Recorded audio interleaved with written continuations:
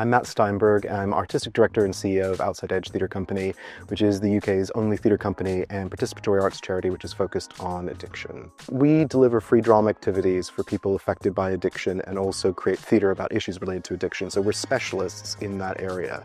So when we are commissioned by a company or by a research team to create a piece of theatre, we bring a huge amount of lived experience into the room. This week, me and a group of my fellow freelance theatre makers are coming together with the research team from King's College, and I guess what we're doing is we're starting to engage with the material that's been gathered through this research project. The Stepping Stone study began in November of 2021.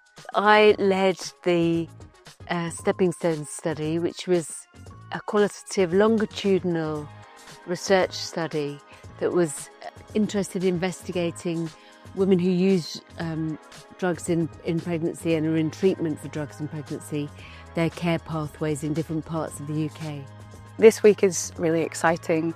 We are bringing some of our data from those interviews into a collaborative process of creating a piece of theatre with Outside Edge. So what we're doing today is running a week-long research and development process with a professional director and professional actors and professional design team to explore how we're going to communicate the study's findings. The really important learning that we get from these really in-depth interviews can be shared in such a sensitive and engaging and empathetic way. What we're trying to do this week is to get to the heart of who these women are, who these mothers are, what they need, what the people that they encounter through their pregnancy and motherhood journey can offer them. And we're trying to find ways to say that on stage in a way that feels really, hopefully, evocative and entertaining and engaging, that feels really empathetic and feels really human. It's really important for trainee midwives and social workers who are going to be working with this population to have some of this information in very accessible, easily understandable format. Theatre can be a useful tool in communicating the results of the study, I guess advocating for some of the participants. It's been brilliant working with the researchers from King's College. They've gathered this material so thoroughly and so sensitively. I think I find this such a rewarding experience. We've done some improvisation work where we've assumed different characters and made character histories that are sort of like composites of different women's stories. It's fascinating to see the actors kind of get to grips so quickly with the material and to kind of engage with the material and to bring it to life in improvisation and using the verbatim accounts from some of the women who took part in the study.